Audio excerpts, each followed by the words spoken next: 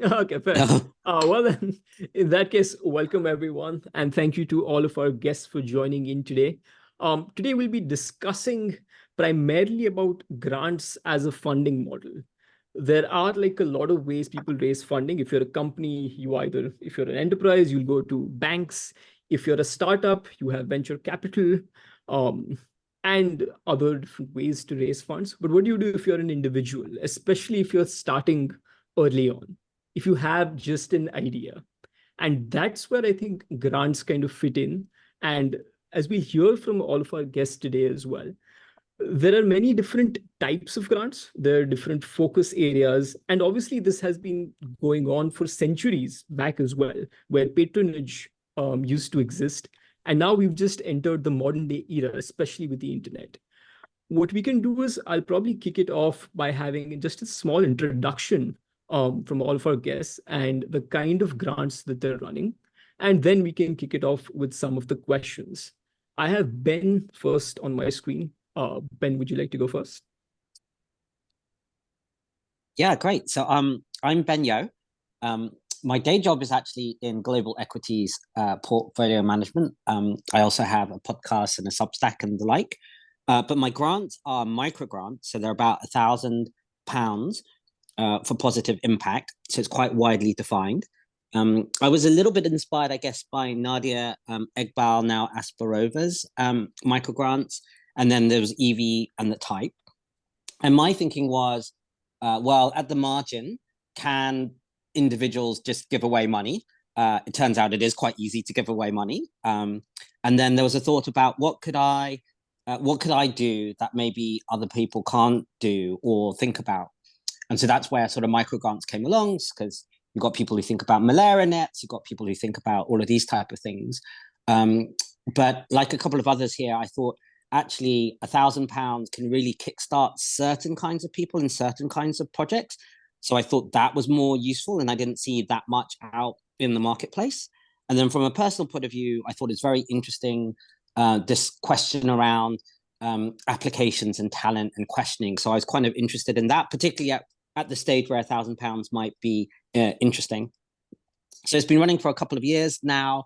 I cross into the arts and creative domains as well. So a lot of grants just focus on more measurable things. I kind of believe that actually arts and creative processes are extremely valuable, but very hard to measure.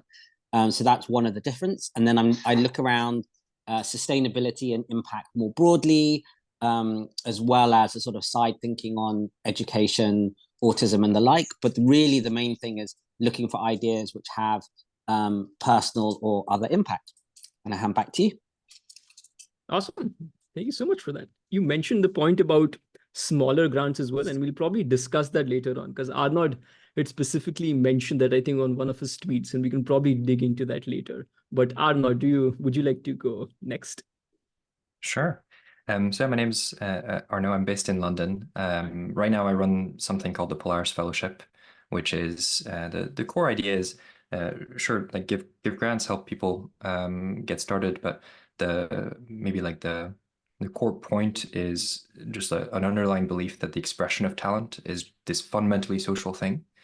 And so, especially in places like Cambridge and Oxford in London, which you would think, very attractive to very talented people, but don't necessarily have these well-established clusters of people that are pursuing very high-risk things, like you might have in some places in the US.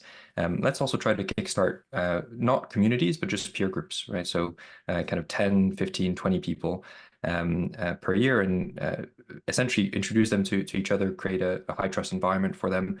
Sure, give them a little bit of money, but really the peer group is the main output. On the sides, personally, I also occasionally give small grants to people. This is mostly in the range of say 500 to like 5K. And I think the tweet that you're referring to is just my constant amazement at how much just giving like a relatively small amount of money seems to just be able to completely alter people's expectations of themselves, right? And I think it's probably like largely due to not necessarily the dollar amount, not necessarily because they couldn't have found a way to scrape that money together. But it gives them just permission to step just outside of maybe the path that they think other people expect them to pursue. I take that quite seriously. Even when I don't give someone a grant, just you can, I think, have like versions of that interaction with people very easily. And yeah, it's a version of Tyler's raising people's aspirations is a very high reward activity. Fully agreed on that front. On that front, probably Shruti, you can go next. Yeah, I mean, very much along the lines of what Ben and Arnaud have already said. My day job is also not the grant giving. I'm an economist at the Mercatus Center. I work on Indian. I have some Petrogata. Sorry. Can everyone please mute their if they're not speaking? Oh, sorry. I thought that was a question for me that I couldn't quite hear. Okay, so I'll carry on.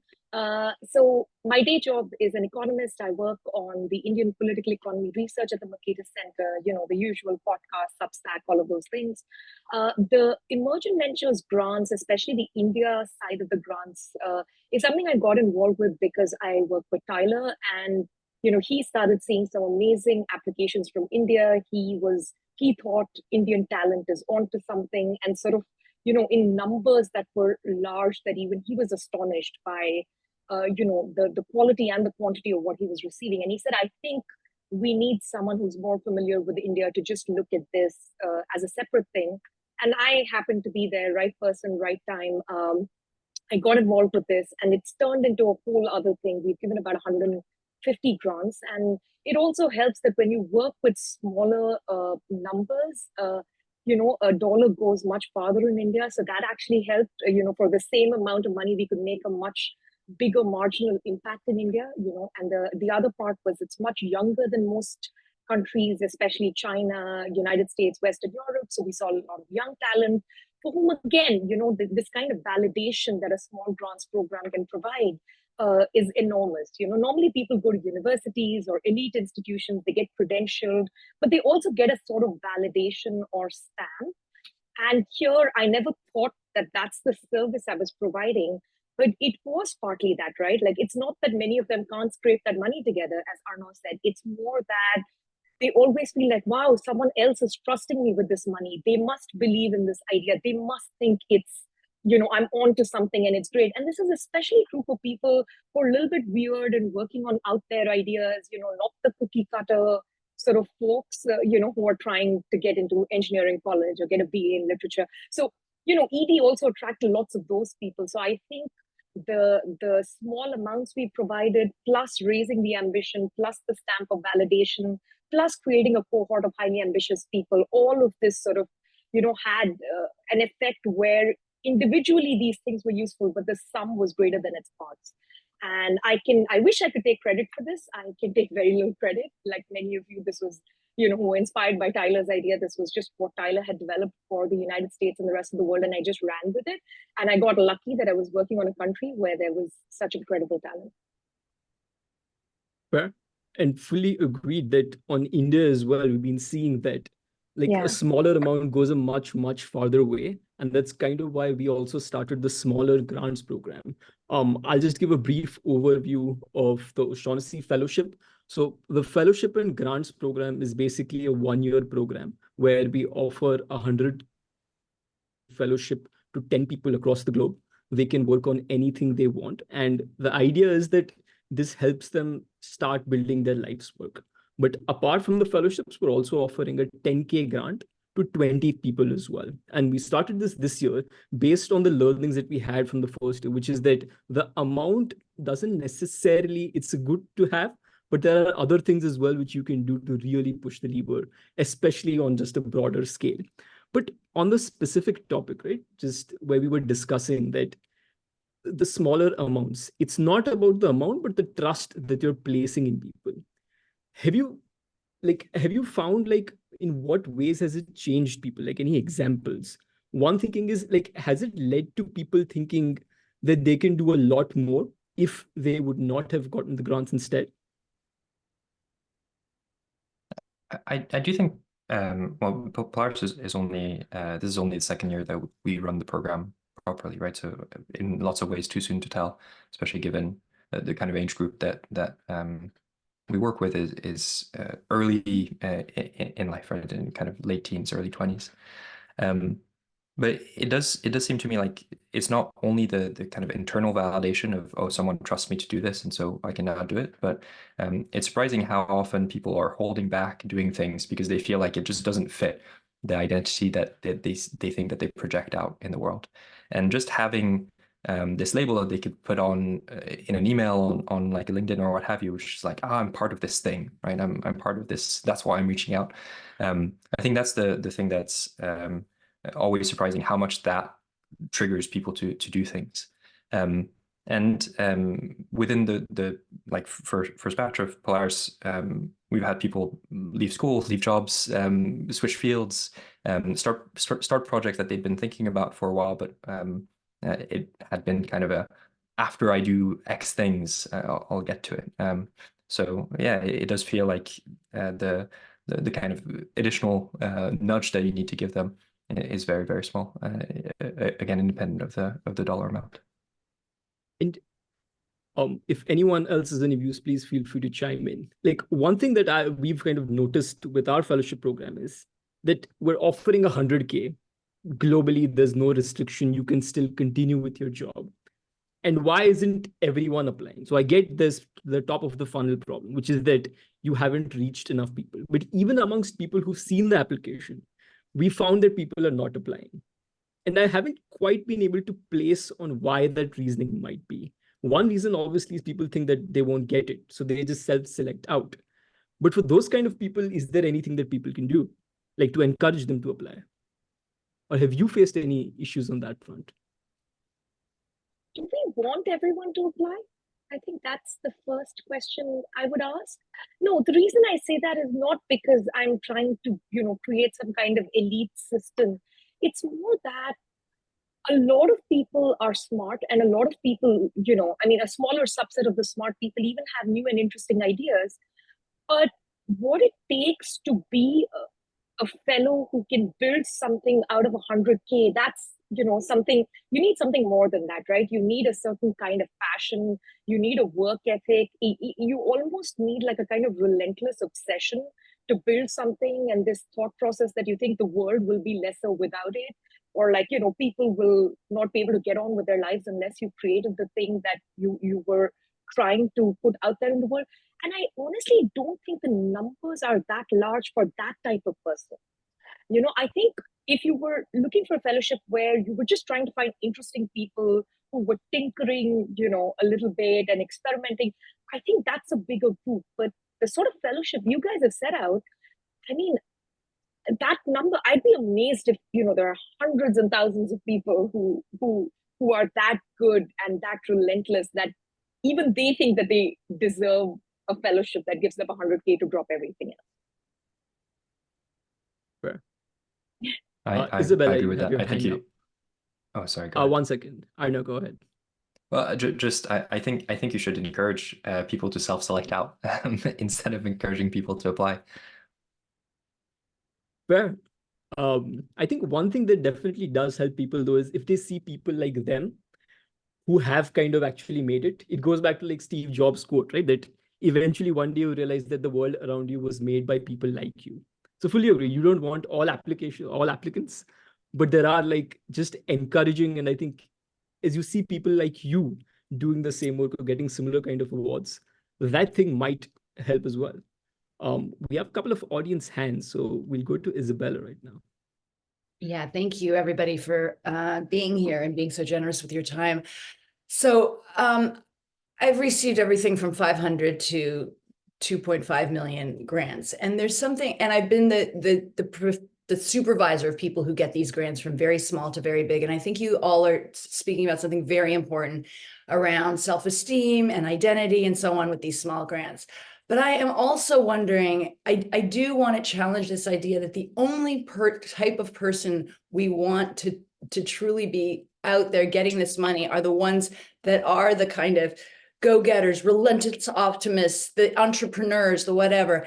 And so I have two questions about that. One is I'm very interested in how to educate young people, yes, to have that go-getter attitude to one degree, but also to think of their introversion, or to think of their thoughtfulness, or to think of their 10-year plan, because some things take 10 years, as also valuable, and the way to get their own ideas and their products or productivity out in the world is to work with others really closely, so that others can have the hustle, and somebody else can do the Substack, and others can do the deep work of thinking, and maybe not be so flashed. They just don't know how to work, or we don't have to train them on that.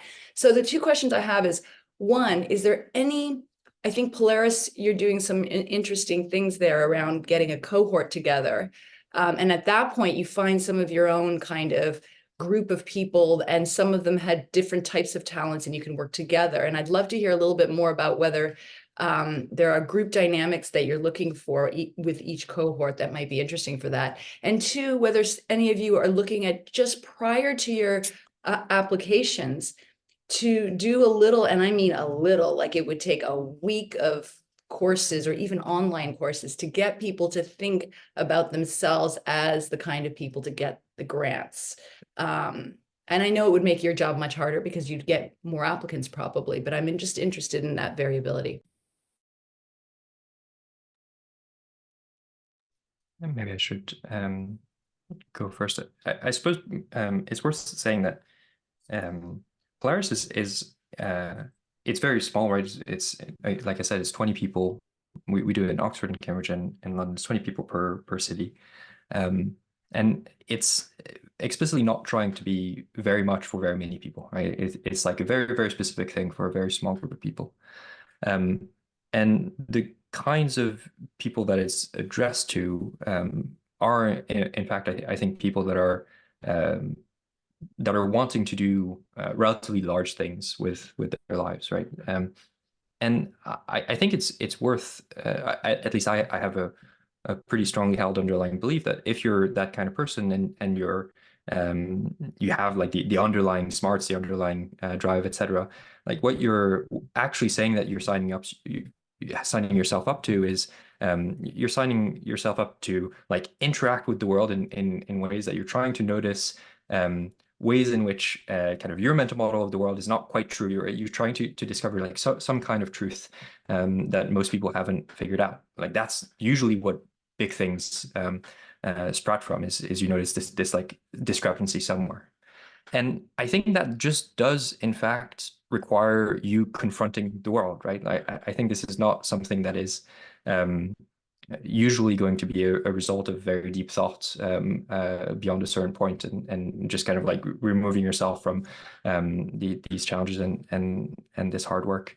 But again, Polaris is very narrow, right? It's not meant to be like a very wide program. But I still think even within that cohort, even within that group, I think there's a lot. It feels like something, because when you actually do achieve what you hope to achieve, right? If you do pursue big goals, that is usually a very individualistic achievement, right? You kind of have to break out and become separated from most other people in your group to achieve something very big. But I think there's real value in just being embedded within a group, even for those individuals, where the like very early stages of those ideas, very early stages of those beliefs that will eventually lead you to important work. Like there's a certain way of relating to them, right? There's a certain set of norms, there's a certain trust, there's a certain like respect for those very early stages, and that is what really Polaris is focused on. Is like, look, there's communities in the US that are very good, and on some parts of the internet that are very good at kind of fostering that. But I think they're rarer than most people realize. And I don't think you can quite get there by just funding individuals. So why don't we try to bootstrap a few more in a very, again, very small, very thoughtful way, hopefully. So I'm not sure I fully answered the kind of first question, but I will say my sense is the kinds of people that I am most leaning towards working with in this context are very much the people that kind of want to go after things in very active and probably quite yeah, that are not going to be like very restrained in how they pursue things. Shruti, I might would you add just like a to couple add of. Oh no, Shruti, go. sorry, Ben, go ahead. Oh, I'll be quick and do just 2 or 3 things just personally. So others have this at a much more professional level, but essentially I use scouts, informal scouts. So basically they're your friends and acquaintances and you let them know. So for instance, I had one application which came in from Botswana because I had a friend, not a close friend who I told about, they were in Botswana and they went, you're exactly the kind of person and grant that this would suit. And the money goes an extremely long way in Botswana.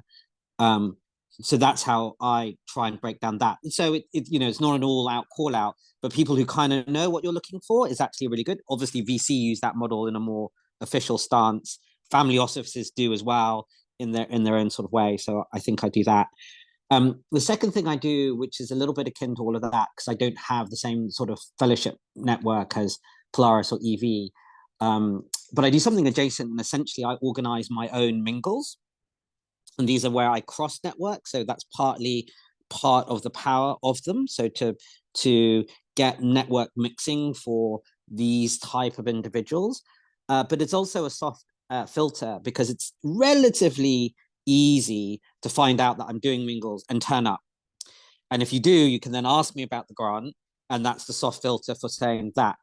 And particularly if you're in London and you haven't even got over that relatively easy hurdle, then that's a sort of also soft signal. Or it's also another place where, you know what, I don't think it's a fit for me, but why don't you come along to a mingle and you might find a funder, a collaborator, something along like that, which I think are these cohort based. And I think particularly in an age of AI, the value to in-person when it works is actually up, which is kind of interesting. So these are really valuable for certain things, but in-person is going to be really valuable for other things. So those are probably the 2 small things that I would add. And back to you. I was actually going to go to Shruti because Emergent Ventures does focus primarily on the innovation side of things. So if you can share any color on that front with regards to the question. So, sorry, with regards to which question? Just so I'm not. I think the going off question on that your tangent. Isabella had asked. Oh, okay. Oh, yeah, of course. So, like, a couple of you've already talked about this. I don't think that being out there is the requirement. I mean, there are lots of EV winners who are introverts. A couple of them who are anonymous, who didn't even want to meet me or who don't want to come to an EV meetup. But they are still relentless in that whatever is the idea that they are pursuing or whatever they are trying to build out, they're quite obsessed with it. So I think that's the thing that I care about more than the typical startup person who's sort of at every networking event and at every fundraising event. That's not, I think, what I'm looking for. The second is, I think, so, EV doesn't advertise at all. We put out a post on Marginal Revolution through Tyler's distribution channel, which is pretty big and wider than most advertising, I admit, but still, that's where the call for applications and the winners are put out. But other than that, we don't, spread it through our networks. I have never really encouraged people to apply unless I already like the idea and I'm like, that's an EV idea. Part of the test is to find EV, and a lot of the people in India, when I first started doing this, I was sort of terrified that all my academic and economist friends will come out of the woodwork and start applying for book grants and, these big, economics trials and, experiments. But actually, most people who applied are people I've never known and never met. And I was very encouraged by that because that's part of the EV test. Like, who is this person who's up at 2 a.m, scraping the bottom of the barrel, finding no funding anywhere else, and then saying, okay, this is a half-page application, just 45 minutes, let me give it a go, And I've always observed that those are the people who make for the best candidates, right? So I think what I mean by relentless is those sorts of things, not so much someone who's come to, in fact, usually if 5 different people tell me about the same application, I consider that a very bad sign. They usually tend to be massive disappointments. So, that's part of what Isabella was talking about. On the innovation thing, I think the part that EV has to play is, when we're sort of in elementary school, the way we learn about innovation is stories about, very low-tech stuff, like, Archimedes sits in a hot tub and all you need is water and close space, and suddenly, the genius of the person solves the problem, right? Like apple falls on Newton's head. Like this is so the innovation is very much tied with the genius of the individual, right? Or at best, we learn about Edison and the tinkering in the workshop kind of model. What's happening now is quite different. It's not just about genius; it's about the ability to work with people. It's the ability to develop products or solutions that are laid on top of what other people have already built, right? And this normally requires teams, and it requires a fair amount of time and money for development. So the way I think about EV is oftentimes it's sort of like the first step of de-risking product development. We know most of these efforts are going to fail. Very few are going to succeed. But the way the funding model is set up, people tend to give very large sums of money to someone who's already succeeded, or someone who is already raised a fair bit of money or is very well networked and so on. So what can we do in terms of small grants to just de-risk product development such that all the tinkerers and experimenters can just kind of keep chugging along, right? And if it works, that's great. We'll, hasten the process of getting to the next step, or raising the next grant, or raising the next amount from angels or venture capital. And if it doesn't work, no harm, no foul. This was private philanthropic money. It was worth risking this, right? It's not like suddenly someone's filing for bankruptcy and, all crazy things happening. So that's really how I think about where we fit into the innovation pipeline, because it is a pipeline. It's not apple falling on someone's head. It's a very long and expensive pipeline, in fact. So yeah, I'll stop there. Fair. Well, that's actually useful, and it segues beautifully to the next part, which actually I think a lot of people might be interested in, which is how do you find and identify these people? And then how do you finally select them? So there's just the initial pipeline. You mentioned a bit about, again, finding EV is one of the tests, but okay, let's assume people apply. Would be great to hear from all three of you on what is the general selection process on how you decide on the final candidates. And Linus, I'll come back to you after this one. Well, I can segue maybe off what Shruti was saying. So a couple of the things, so the same things that she mentioned, like this relentless focus doesn't necessarily need to be outgoing.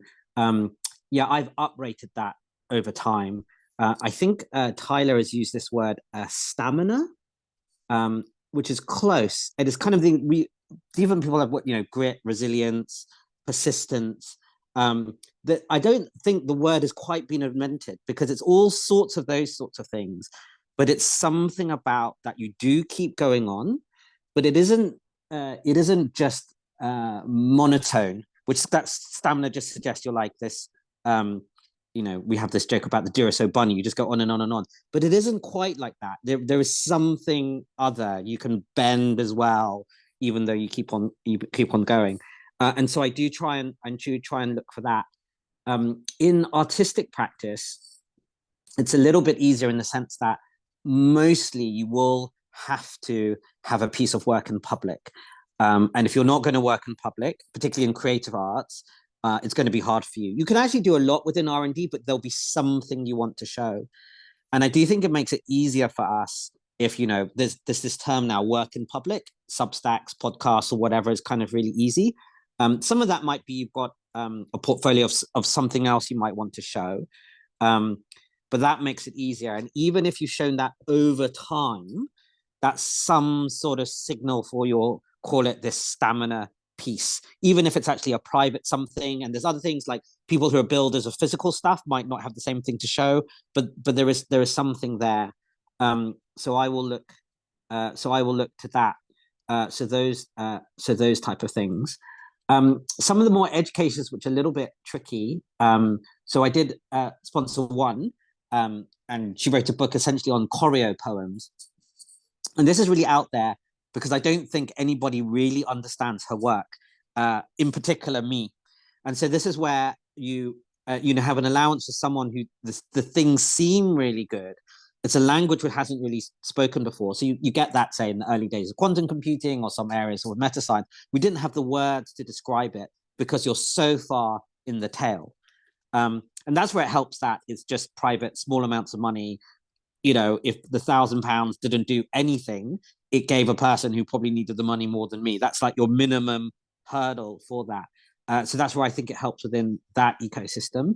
And so I have a little bit of that. So if you can convince that you've got some of the qualities of something so new that it's hard to describe, but you can describe some elements of it, that is also something I look for, because it's this element of you're definitely not going to get funded by anything in the mainstream, right? Because you can't even really describe it. So how is even a 3-person committee going to get anything on this? And that's where you are at, like, probably pre-seed, when you're going kind of on the individual in some sort of idea. There isn't a business model, there isn't a sort of paper, there is just something which shows the quality of the person, the idea, the stamina, and that. And then I'll just finish on something I'd echo on Shruti. I just checked, if you put in microgrants, you can get to my grant page, but it's something like page 7 or 8 in Google, which is great. You don't want to be like on the first page or 2, which is often awful, but you want to be like, okay, you can eventually get there. If someone's going to go, okay, this is not going to work, or they've applied to the first 7 pages, then there's like, what's this strange page on page 7 or something like that when you put in microgrants. And so there is a little element of that, because it's not meant to be like a hurdle for the diversity. Like, you want people to apply, but you also, for me, it's if they could have got it somewhere else, then they probably, that somewhere else is maybe a better fit at first for the kind of thing that fits with me or that I'm looking for, or it's just so quirky that your mainstream is just not going to look at it. It's probably also helped by, particularly the creative art piece, funding is lower. You still got MacArthur grants, right, and things like that. But actually, aside from that, like world famous other ones are not really there. So if you've got quirky creative ideas, you are probably scrambling around a little bit more. Anyway, with that, I'll go back to you. Well, I resonate with the idea of the proof of work and the built-in public movement that's been going. Proof of work is kind of like one of our top criterias as well, where it's like, if you haven't done anything of significance, then you're probably not going to be a good fit. It's better that you go ahead, do something about which you can talk about, or at least show us the results that you've achieved, and then probably consider applying again. I'll get back again, but it would be great to hear from Shruti and Arnaud first.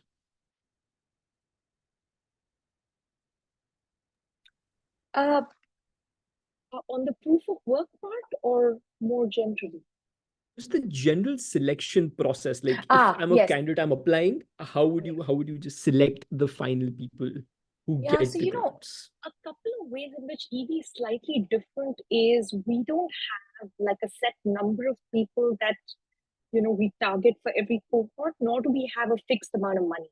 Like, it's extremely flexible, right? So I've given high school students who are building a robot, $500 to buy a couple of Raspberry Pis. And I've also given grants that run into the hundreds of thousands of dollars because they're trying to, develop something that's quite large. So that, I think, opens things up a little bit more for EV relative to other fellowships. So that's, just to keep somewhere at the back of your mind.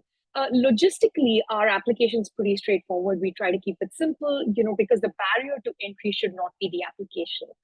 It should be, that's not, I think the only barrier to entry may be language. And now even that's getting solved, through all these ChatGPT free versions and so on. The second part of it is those where the application has something interesting to me. I will set up about a 30 to 40-minute call with them. This tends to be just, easy one-on-one audio over the phone, not a video call. I'm not interested in their body language, their surroundings, just really want to hear about themselves, their project in their voice, And I think that's when I start realizing, okay, is this what I imagined when I was reading this application? Is it something completely different? Is it better? Is it worse? It also gives me a chance to ask all the questions I'm curious about. Because like Ben said, there are many areas where I know nothing about what they're doing. Like, someone was working on rocket propellant fuel, which is a little bit greener and more climate friendly.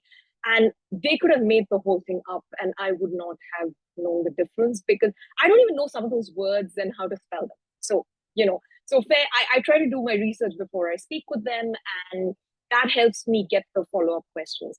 I think my main mechanism, and this is going to sound a little glib, but I don't mean it that way at all. I use the same device that I used in the classroom for many years as an economics professor. This is like the basic bullshit detector. Like, any student, you ask them 4 questions and you know whether they understood the concepts you just explained or they didn't understand the concepts. And the 4 questions in test, I think, has held me in good stead with EV. The bullshitters reveal themselves very quickly, usually in under 4 questions. So I always try to separate the bullshitters from the rest. And it's not that if you pass that test, now you're an EV winner. It still needs to fit. They need to actually, be working on something that's, moonshot or moonshot adjacent, or they need to be a particular kind of talent that I think, even if they're not working on a moonshot, it's worth investing in, and so on. Or just that type of thing should exist in the world. Those are the sorts of things I look for. I have, I think, a natural advantage in that, unlike many of you who are sort of targeting the whole world, mine is very specific to India. I grew up there. I speak multiple languages. My day job is studying Indian political economy, where, as an economist, I look at everything from innovation to, the tech sector to AI to, healthcare. So it's just a little bit easier. I think in some sense, mine is a much more narrow group of people that I'm targeting. So that 30-40 minute phone call does 90% of the work for me. I very rarely am I like just completely shrouded in doubt after that phone call. Usually that solves it. Yeah. On the technical review, we've kind of faced like similar issues as well. Well, we'll have people who are working. One person was going to sequence a salamander species, the entire genome of the species, and we're like, okay, we don't know much about it. We'll have to. So we've resorted to just reaching out within our network to find the people who can just help us evaluate these kind of applications. You mentioned about like on the first call, right? Has there been any point where do you use like the same questions every time just to compare against people, or is it generally catered to every person individually? I try to cater to every person, but the other thing, I think I'm repeating myself. I may have said this at one of the intellect salons before. The ones who are really great and obsessed with their idea, like they don't shut up. Like, no prompting required. It's like you just hit the button and press play and they explode. So I just kind of try to ask a very open-ended question of, a little bit more about themselves, sort of about the project, their big ambition, how does this project fit in that big ambition? If they think there's a moonshot element to this, what that might be. And I say, just answer it in any order. So I just kind of like offload a set of prompts and ask them to answer in any order. And the good ones usually just go for it and will not stop talking. So I have very little work to do, I feel. Well, that can be useful. Arnaud, would you like to go? A couple of thoughts. The selection process. Mm-hmm.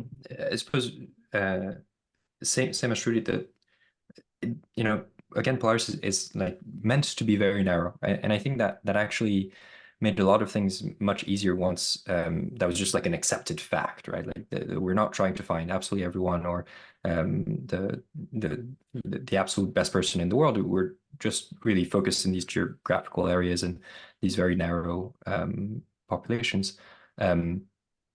It reduces the pressure a little bit, I think, on selection.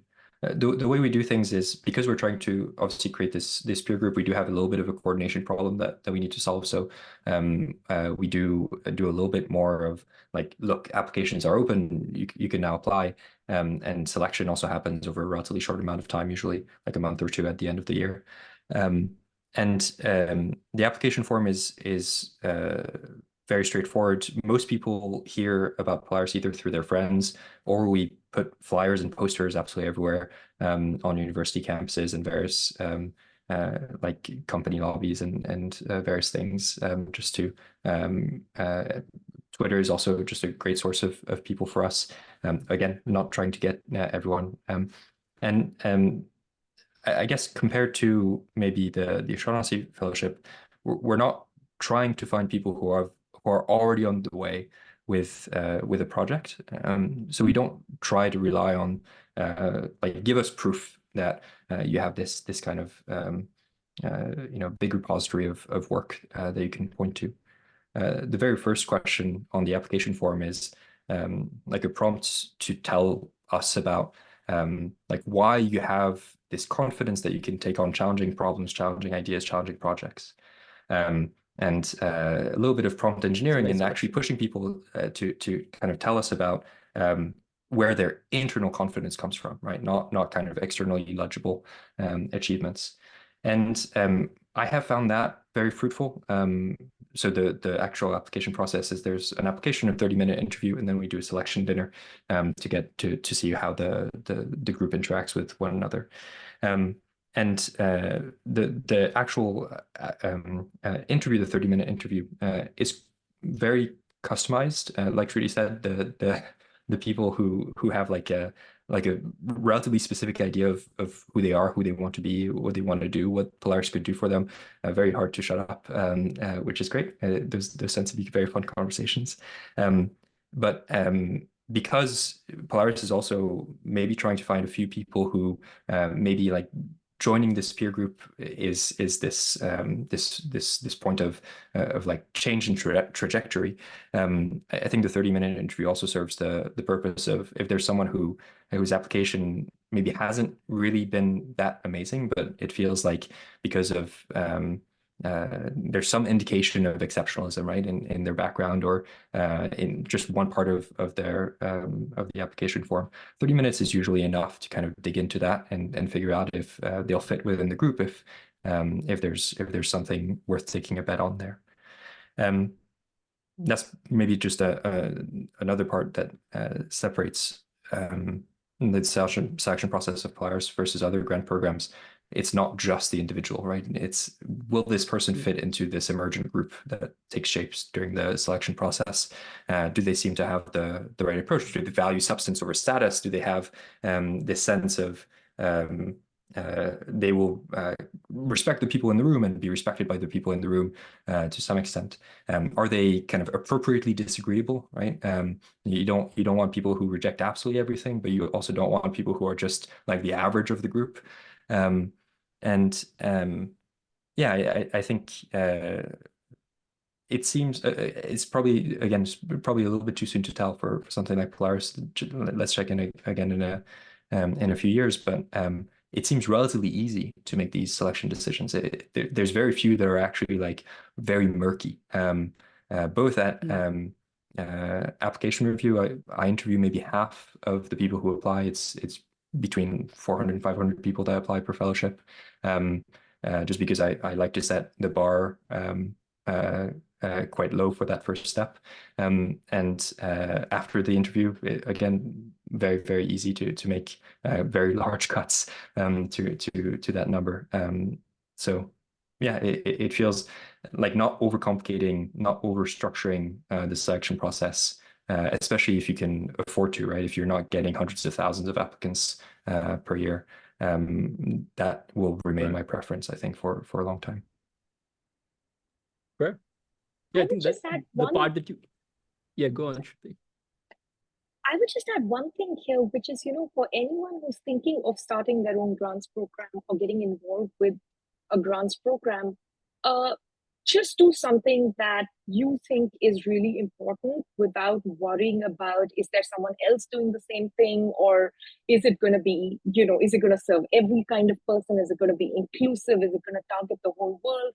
I think, those sorts of things just flatten out the application process and the selection process. And it's actually more of a problem than it is a blessing. So I think not to be super open, to have like quite a clear, fixed idea of, I like this kind of person or this kind of talent out there in the world. That's the thing I want to back. I think that's okay. Somehow the bureaucratic mindset of brown priving is totally against that. They think, every kind of talent, every kind of person, every kind of idea should have equal merit. But I actually think those are the worst kinds of programs. So there's a way to be accessible and inclusive, which is, what I mean by that is without prejudice. That's, I think, slightly different than just being like wide open and, carpet bombing with limited resources.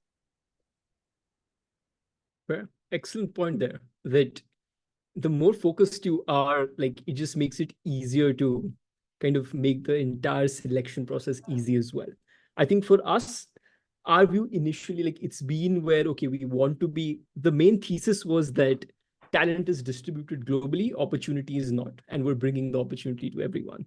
And in that way, we were looking for like three main kinds of people, right? And the way we describe them is, the first group is researchers. These are people who are operating at the frontier, at the edge of knowledge. They're trying to uncover completely new things. They're running experiments that will teach us new things. The second kind is the builders, people who are engineers, programmers, architects, creators of any kind. These are the people who are actually building things in the real world. They're taking whatever we learn from the researchers and actually implementing it in the real world. And the third kind is the people who are sharing the message across the world. These are writers, musicians, filmmakers, who are actually creating something unique and sharing the message with everyone. For example, one person we have is actually making a documentary about his father's swim in the 1970s, a 10-hour swim from Hong Kong, from mainland China to Hong Kong. And one of the reasons he's doing it is because he just wants to get closer to his father, along with the backdrop of how things were. So again, those three main kinds of people that we're looking to back. And for us, like, the process has been kind of similar to kind of some of the things that you mentioned. One of the things we're relying on this year is we've internally created a scorecard where we're looking at three main things. One is the mission, which is, if we select these people, is this someone who we believe that over a long period of time has the ability to raise the bar for everyone else in the field or in the domain that they're working on? Do we see the potential there? Yes, maybe that's definitely a great sign. The second thing that we're looking for is outcomes. And obviously, once we select them, the outcomes will be more solidified on what they should accomplish. But is this someone who can achieve some form of meaningful output at the end of the year, once they're selected, once they go through the program? And the third one is, as Arnaud mentioned, similar, where we're looking for certain traits. One is on the execution side, that, okay, do they have some of these traits? High agency, do they have proof of work? Is this someone who has great attention to detail? They don't have to tick all the boxes. It's just a list where, okay, we're looking for these things. And we found that the best candidates do have it. But along with that, we also have cultural traits, which is, do they fit in well with OSV? Is this the kind of people that we want to work with as well? And that's kind of one of the core pieces. Apart from that, similar structure, like multiple people will review your application. We'll have, this year, we're doing group discussions as well, where we'll be having discussions with the group. So it allows people just to meet some of the other applicants as well. And we can understand how well they're working in just a group setting. And then there are the individual interviews. Last year, there were 1-hour interviews, which we had with the rest of the team. This year, we're kind of seeing whether we still want the 1-hour ones or probably whether shorter ones suffice. That's kind of like, yeah, go on. How many applicants do you get per year? So last year was around 1,200. This year, we're expecting it'll probably be a couple of multiple times higher. We've also done outreach this year specifically in certain areas. So universities is one area where we've reached out to, because we're trying to be global. So obviously in the US, we get a lot of applicants, but in the rest of the world, we found there are certain channels which will serve better. So we aren't necessarily advertising broadly, but there are specific institutions who have like just dense talent who we are looking to reach out to. And do you feel like you get a lot from the group debriefs, or do you feel like the decisions would be like similar quality or better if like you individual decision makers? we're going to actually find out this year specifically, because last year we just had the interviews. This year we wanted to add in the discussion part, because we're working with certain advisors as well who like, we found that it works as well. And this year we'll be trying it out. So I'll probably report back what the results on that. Fair. So that's kind of on the selection process. I see we have a couple of hands up. Linus, you were up first. Please go ahead. Yeah, thanks. I wanted to go back to what Atman had said a while ago about like, why aren't there more applications to the Shaughnessy Fellowship? And as someone who literally has the application up, but I think will have a pretty low probability in which I'll actually complete the application this year, I thought I might as well chime in as to kind of why that is. And I think this also goes back to a conversation I had with Arnaud a few months ago. We chatted one-on-one in terms of what are the conditions in which, actually going for a grant would make sense for someone like me, someone who knows kind of what they want to work on long term, but doesn't quite have a clear idea about what exactly that project would kind of take the form of. And I think the big thing was, one, I think it's just in terms of life circumstances this year, I think there are a number of occasions, especially for a year-long fellowship, in which it's just like suboptimal, like becoming a parent. It's just like, there's a lot of things that would make it like a suboptimal time to make the most out of a fellowship such as that. But I think also just in terms of like, would the grant actually be actually add that type of marginal value and be that key unblocker, versus actually at this point, it's like just having, for example, Emergent Ventures out there, having the fellowship out there as like a model for and a permissioning tool to be like, just be weird, just be creative, that I can start doing my things, and once I'm ready, there are these opportunities out there to actually really go for. But because at this time, it's it's not the network itself or the money itself that would be the key unblock. It's actually just me having that idea that this is possible, and for me to work on things on my own terms while I can on my own. That's actually the highest marginal value that these programs have at this current time for me. And I think that's probably true for a lot of folks as well.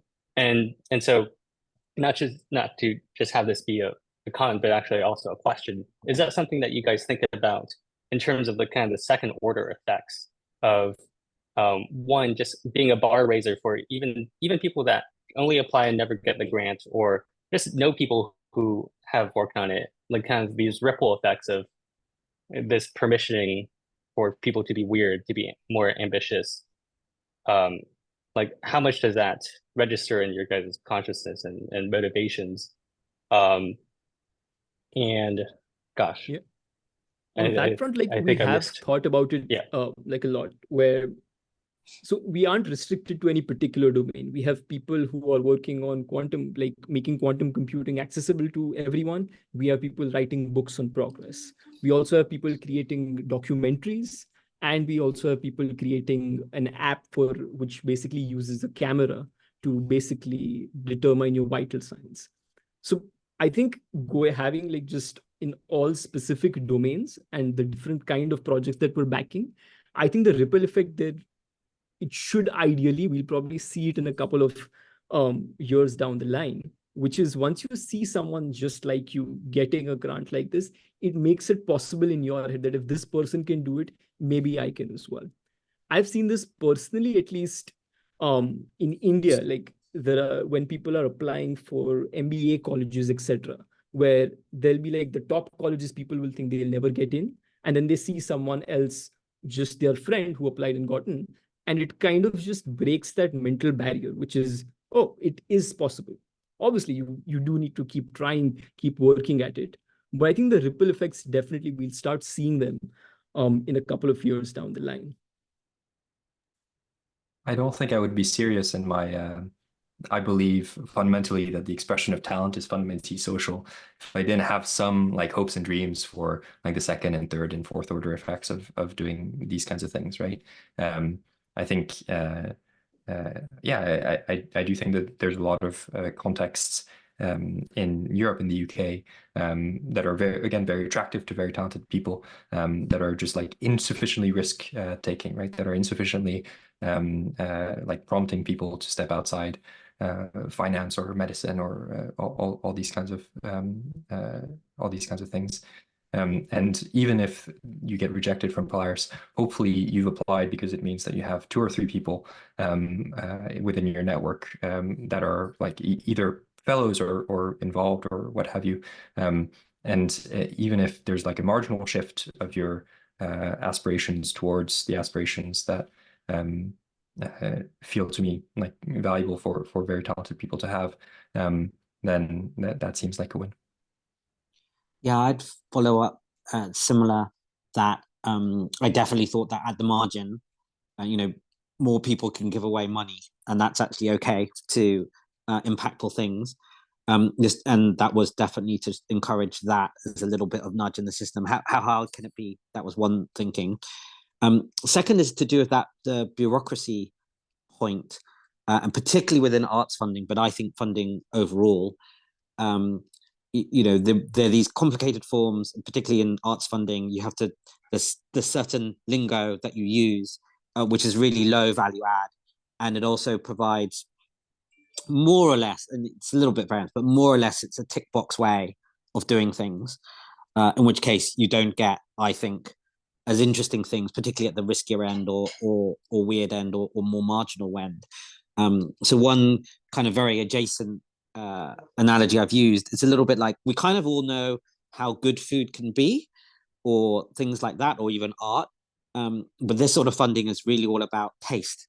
So if you want really extraordinary food or really something different, then an individual's taste is going to produce that, rather than just saying, well, this is a meat and 2 veg and has a certain amount of calories, which we know have a balance. And I think that's what maybe some of us are a little bit hinting about this thing about an individual's taste and how you decide it. So I sometimes said, one of the weaknesses is that I kind of have no governance. But actually, for small amounts of money, that's its complete strength. Yes, if you're going to give $1 billion away of government money, then, public government money, you need these checks and balances and blah, blah, blah. We do a lot of that. But actually, for the interesting things where you really want quick decisions made by an individual, which relies on the individual's essentially taste, which is another form of judgment. But this is a judgment where you're not necessarily even measuring something that you can even measure. So in that sense, it's not a judgment. It's why I've said it's a kind of taste. And actually, for that kind of thing, which I think this group is in, then the lower amounts of bureaucracy and the higher amounts of, well, do I just think this is something which would be tasteful or however is important. And I wanted to nudge to that, so that yes, people can actually use their own taste and judgment and add to that, when it didn't have to be through a big organization, it didn't have to be through the government, so for everyone, all of my peers who were complaining about either bureaucracy or they didn't like big charitable projects, they didn't like government funding, when I said, well, just give money away yourself to things that you think are really valuable. That's very possible. And the answer is it is. And actually, you can find maybe these 10x, 100x, 1000x social other returns, and you've done it. And there's no reason that you can't then use your own agency within giving to do that. So that was definitely a thought in terms of it coming about. Yeah. So back to you, or Shruti had maybe some comments on that question. Yeah, I don't think too much about the second, third, and fourth order effects. I think that's Tyler's problem and above my pay grade. I thought very much about the EV India project as proof of concept, right? This can be done. It can be done long distance. You can have a group of people or a single person matching donors from different parts of the world that tend to be richer to recipients who are in a different part of the world who lack the infrastructure or lack the funding. And you can do it pretty fast. You can do it without too much diligence. You can do it with zero fraud. I mean, and you can do it, but some percentage of error is built into this, but we've never been defrauded, we've never been scammed. So, at a very bare basic level, even that as proof of concept was pretty amazing. And I know that Tyler has inspired lots of people to either, not exactly mimic EV exactly as it is, but take different parts of EV, either the short application form or the selection process or the minimal bureaucracy. I've done so many calls with so many different people who are even thinking about starting, something like a grants program. So I guess just, riding off of his coattails has absolved me of thinking about the second and third order effects in some sense. The one nice thing that I think that is unique to EV India is just the way the Indian education system and the talent system is structured. It is very much about credentialing, right? And the fact that we managed to find a group of people who are not very well credentialed always, or who are not very well networked. Most of them come from small towns, though they tend to move to big cities relatively quickly the moment they get the grant. They're not all very fluent native English speakers, all the typical markers that the Indian elite use for what good talent looks like and sounds like. So I think that's the other nice thing about EV India, that the talent is there, but it breaks all of these stereotypes. And the first EV India meetup we had, Tyler and I were kind of shocked that it felt so much like the one we do in Arlington. It has sort of the same vibe, like different accent, different food, same vibe. And we were like, how is that even possible? These groups have never met. They're totally different. But I think Anna can confirm this. They just feel that their weirdness and craziness kind of feels similar in some way. So Indians were smarter. Well, I don't know about that, but so I guess what I'm getting at is, for me, the big thing was really to live out or demonstrate the fact that talent really does exist everywhere in the world, even if opportunity is not equal. And it sounds different, but it sort of feels the same. It's got like a core. Talented people have a core or a soul that feels very similar. So I'm very narrowly obsessed about that. And I guess I just feel like, the second and third order things, almost like it's almost at a belief level that if you pick these people and we get it right and we support them, then that will just follow. I don't have to worry about it. I don't have to obsess about it. It's just going to happen. Some will take more time, some will take less time, but it'll work itself. Yeah, that's quite a good point, that even the people who are selected, how it kind of plays out and the impact it has on their communities, that's definitely going to be quite big of a change. One example we have is one of our fellows, William. He's based in Jos, Nigeria. He's using banana fiber to manufacture sanitary pads in Nigeria itself. Now, the impact of that long term, no one can know, but hopefully it has quite a positive impact in the long term. And also just one last point on this, which is that, and again, this kind of the main idea came from Helen and Carrion, who are actually joining us in the audience today. They ran the Shuttleworth Fellowship for over a decade, which is that the application process itself, depending on how well it's crafted, even for people who aren't selected, for them as well, they can come up with it with the fact that, oh, okay, this is useful to me. For example, if you just spend the time thinking about the problem, actually working and writing down the answers, that act itself, I think, is very helpful for the applicants, regardless of whether they progress further or not. Anna, you have your hand up. Thank you so much. Yeah, I was so happy, Ben, that you brought up the ever elusive question of taste, and how bureaucracies sometimes act after a certain scale has been reached in a system to replace taste, right? Taste needs individual evaluation and a lot of investment from both the applicant and the curator. And when you have more, it becomes a kind of industrial endeavor, and the bureaucracy will replace, through standard testings or other methods, what used to be taste. But something that I keep thinking about, we talked a little bit about stamina, we talked a little bit about weirdos, people who you scrape the bottom of the barrel I was in San Francisco a couple of years ago, and Shruti, you were moderating a discussion between Tyler and Danielle Gross on their book Talent. And of course, they were talking about Pioneer, which is Danielle Gross's grant program, and Evie, represented by yourself and Tyler on the stage. And one of the things that Tyler said that really, really struck me, and I keep thinking about when it comes to Interact hosts, when it comes to myself, what I would put my energy into, is this question of the size of somebody's belief system. I think you were probing the question whether stamina is important, achievement, whether you want results, how much risk you will be taking. And Tyler said something that was basically that an individual's resilience and how committed they will be to their idea, to just generally realizing their talent and their life mission, if they believe that they have one, is the size of their belief system. If somebody's belief system is small and dependent on only one variable, they only want one goal, they only want to work with one person, they only want one award, one achievement, any setback will break their resolution. If somebody has a gigantic belief system, and this is why probably, idealists, religious people tend to be happier, they have a wider system of belief, a wider, more external source of resilience. And I just really wonder how, in these 4 grants that you guys are representing here so beautifully today, how do you approach belief systems individually, and how may that come across in a 30-minute interview? Are there trick questions to smoke out somebody's smallness in thinking? Or is it just something that you pick up as a vibe on because you've just spoken to so many people as part of your job?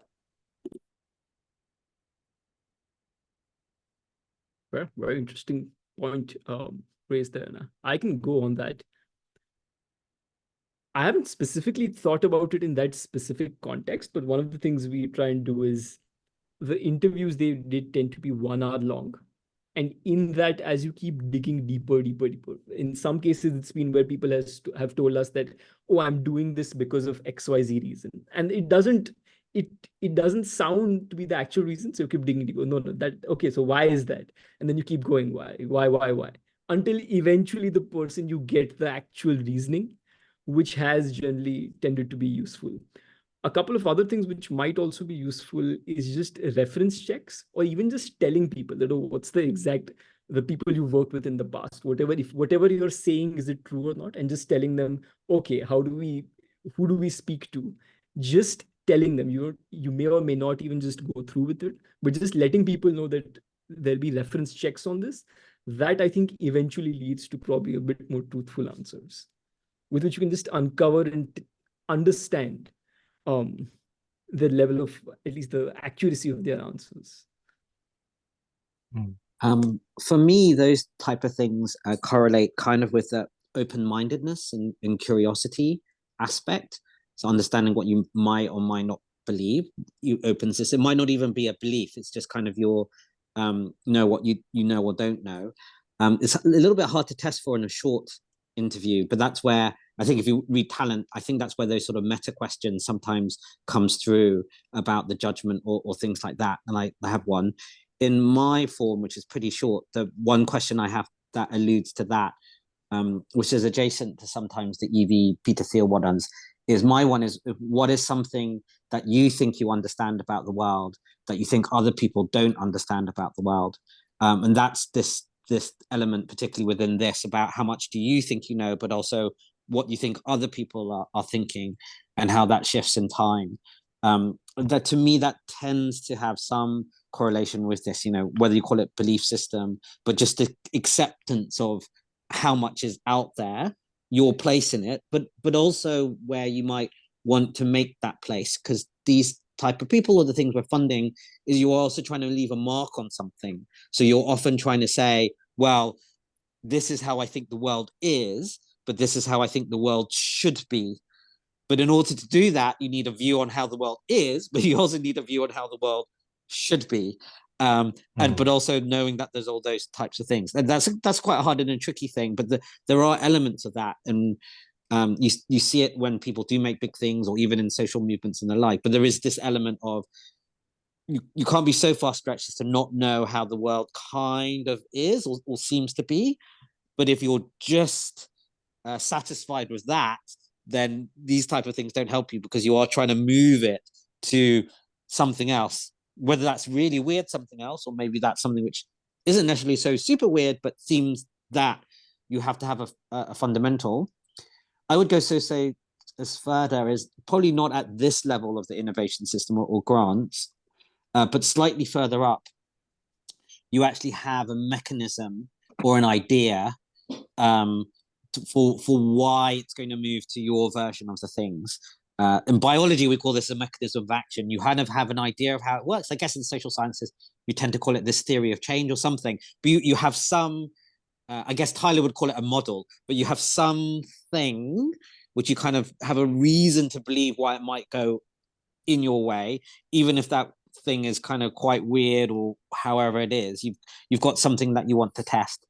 That to me sometimes comes a little bit later than where it is, but the type of people I speak to tend to be there or on the cusp of there or have some elements of it, and that's where they are eventually pointing out to, even if the thing that they want to test ends up, which it often does, is not being right, or their mechanism hasn't proven to be the one or the one that they're pursuing, but they have something around that.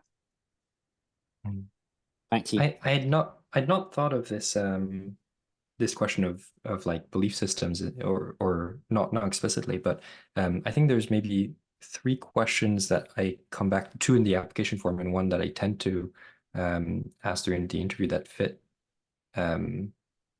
this general idea. The first one in the application form is I have as the 3rd question, what is something that you find beautiful and why, which is surprisingly high signal. I think that there's, especially What given do people usually say? What was like the most surprising? It varies a lot, and I think it tells you something about how applicants engage with the world, right? I think I've been surprised in both directions of people that you would think have like quite high sensibilities to the world, just have what felt to me like very, very shallow answers, and that to me has been a negative signal. And also people who you would assume, because of their background, very, very kind of, maybe it's a very narrow background in a lot of ways, just pull something completely out of left field and describe this very intricate little idea in the world that they find particularly compelling. And yeah, I found that, like I said, quite high signal. And the second question in the interview that I think is quite useful, I tend to ask people what their map of the territory looks like. And specifically, this is usually a difficult question to get out, but I've not had a lot of success in kind of like shortening it. But to some extent, I want to know what individuals or organizations or things people like whose outputs people pay attention to. And that seems to kind of, there's some people that seem to engage with the world in which, in a way that they've developed taste, they've developed an awareness of their own taste, they've developed like an interest in various topics, again, not necessarily always particularly easy to derive from their legible background, and they know how to relate them to each other. And I tend to follow it up with, put yourself in the shoes of one of these individuals. Like, what would you do differently? Like, what do you disagree with them on? Yeah, again, I've not thought about these things in the context of a belief system, but I do think that's maybe there's definitely an aspect to these questions that are about trying to derive like traits, and like how curious are they, how much do they want to see patterns, these kinds of things. But I think underlying is probably an attempt to understand their belief system. On the belief system, look for sort of like if they have a big belief system as much as if they're open-minded and curious. So I'll tell you the balance I'm trying to strike. I think people need not have like this huge, strong belief, but if they're open-minded and curious, I feel like they'll get there. And at the same time, if someone is too skeptical about everything, I think that's a negative sign. That kind of skepticism is almost counterproductive. They sort of get in their own way, they get in everyone else's way.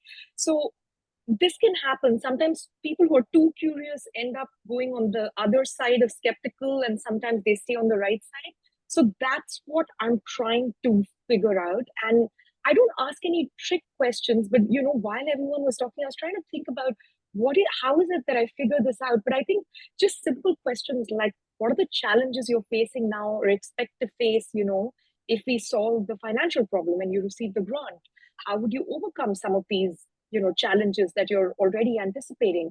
So I think that just gives you a sense. I don't think there's a right or wrong answer, but it just gives me a very good sense of what this person is like. Are they optimistic? Are they skeptical? Are they curious?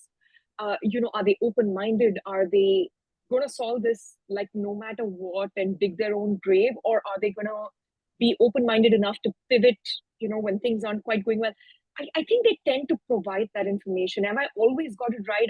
I can't say, but that's usually, I think that's how I figure it out. But I literally been thinking about this the last 6 minutes, so I could be a little bit off. But I do think that core belief system is important, and I think more than like a belief system about the world, almost like a belief in themselves. Right? Again, I'm going to date myself and sound, this is going to be like a boomer thing to say, but I feel like a lot of the younger people are just mired in self-doubt. And I'm not sure that's productive for the world. I think, you don't want to be this crazy narcissistic person who thinks they're the center of the universe, but you do want to think that you are essential, that you have something positive to contribute to the world, that you can change the world, even if it's not like, even if you're not building the next Tesla or something, that you're basically essential for humanity and other people. So I just try and figure that part out. And I think that belief, I think I would place even more importance than like the belief system of the world. Right. My dogs agree. Yeah. Yeah. And on the self-confidence thing, I think it's also helpful that depending on where people come from, it can take people a while just to get that self-confidence over time. But it's great. I think people do need to have it if you're going to do something. Like you need to do that unless if you want to achieve something big there. We have a couple of questions hands raised, and we have around 10 minutes. So we'll quickly go through 2 questions, and then we'll wrap up with 1 question where I just like to get everyone's thoughts on how do you guys think about just the future of grants and how does the landscape evolve over the next decade. So we have Matthias. Am I pronouncing it correct? Okay, Matthias, you're up. Yeah, that's right. So I have a couple of questions floating in my mind. Which ones do I pick? Well, I'll pick the most unusual one. I hope it's not similar to the last one. I'm sort of curious, what are the main motivations that either individuals or organizations have for starting grant programs? And if you try to persuade an organization to start one or an individual to start one, what would you sort of tell them? So yeah, that would be a question. I would certainly never try to persuade someone to start one. I think that goes the wrong way around.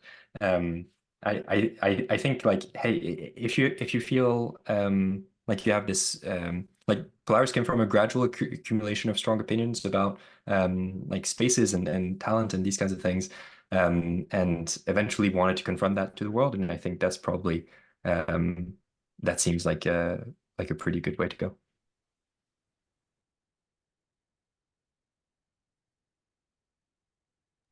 I can probably jump in. Like, I guess, yeah, if you're liking this, you can actually give money to Evie and give money to Arnaud. So there are other grant programs if you don't want to, start them up exactly yourself.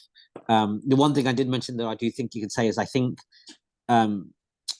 people in rich nations essentially can afford to give more money than they do to lots of things. And I'm much more pluralist. So obviously there's one fashion which, is very much looking about that.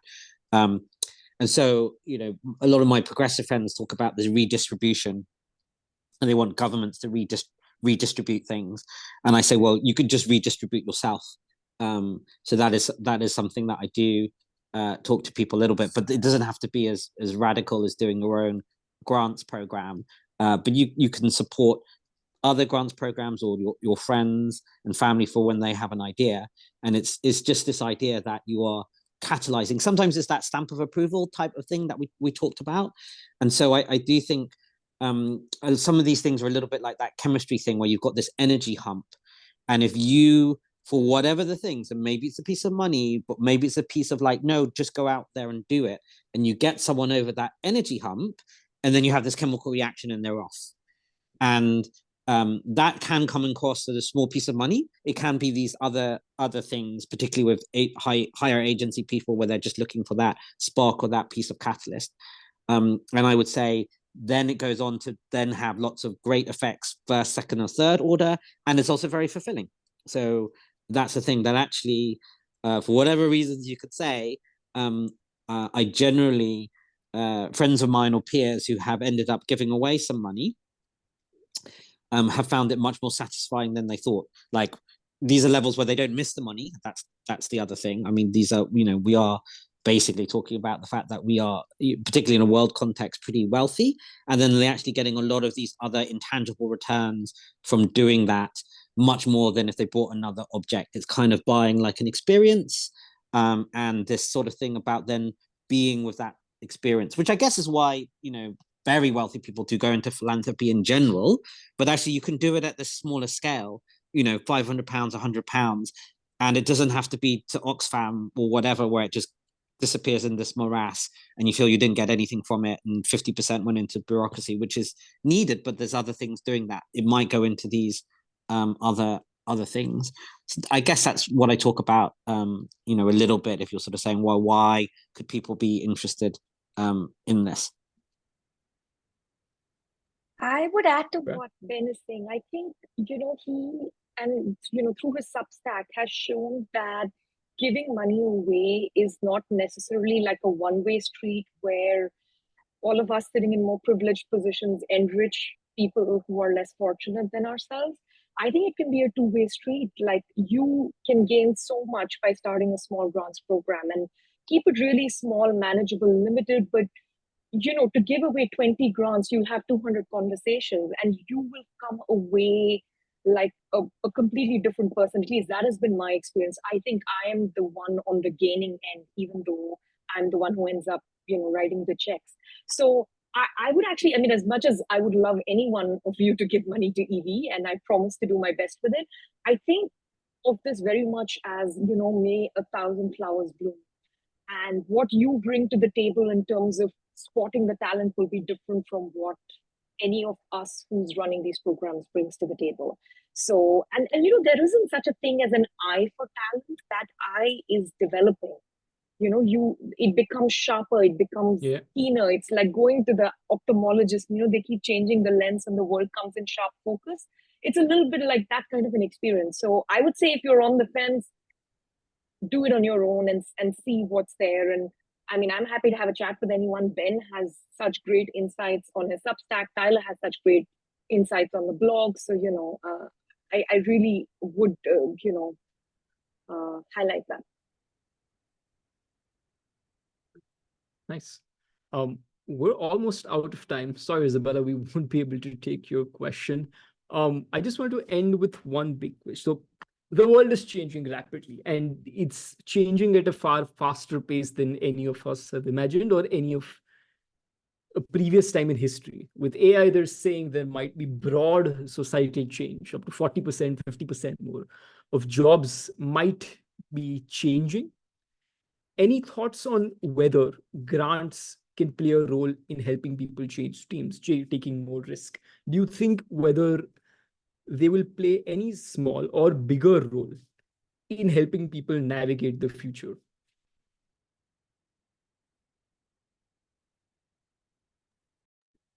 The kind of tech shocks you're talking about, they're like so big in a sense, they flatten out all the other small changes, right? And now if you throw in like the potential for war, which is already, there are lots of mini crises breaking out across the world, or, like big democratic failure or something like that, I feel like, relative to that, grants feel very tiny, in their ability to contribute to the world. But I don't think of productivity shocks or innovation as like, oh, and then one day someone flipped a switch, right? Even the AI revolution, we're calling it a revolution, but it's sort of like a slow crawl. It's been brewing for about 70 years, and suddenly certain things have Jumps over aligned. time. Exactly. So if you think about innovation as that kind of like a very long pipeline, where then I think grants play a huge role, right? I mean, we are de-risking ideas at the earliest stage of the ideas. We are incubating talent at the earliest stage when they have not yet received any other support, right? We are profiling talent for the next, bigger venture capitalists or angel to kind of put their money and put their might behind it. So it depends on the kind of worldview you have. Is it going to suddenly help us cope with the 40% change AI brings? But can it make the next AI kind of productivity shock possible 40 years from today? I think all of us are very much hoping for that and very much like participating in that, if I can say so. My best sense about this is that these kinds of grant programs, and they're probably going to be a temporary thing, right? It feels like there is going to be quite a lot of benefit of, at some point there existing new institutions that are like more visible, more legible, maybe to some extent better adapted to the world that is being born. It feels to me like grants are a little bit this. It feels like universities are not necessarily this like great environment for a lot of things, a lot of ideas that deserve to exist, that deserve to be funded. Government funding seems to be pretty bad at it. It seems like a lot of grants are trying to figure out what does it mean to try and fund people at the very early stages.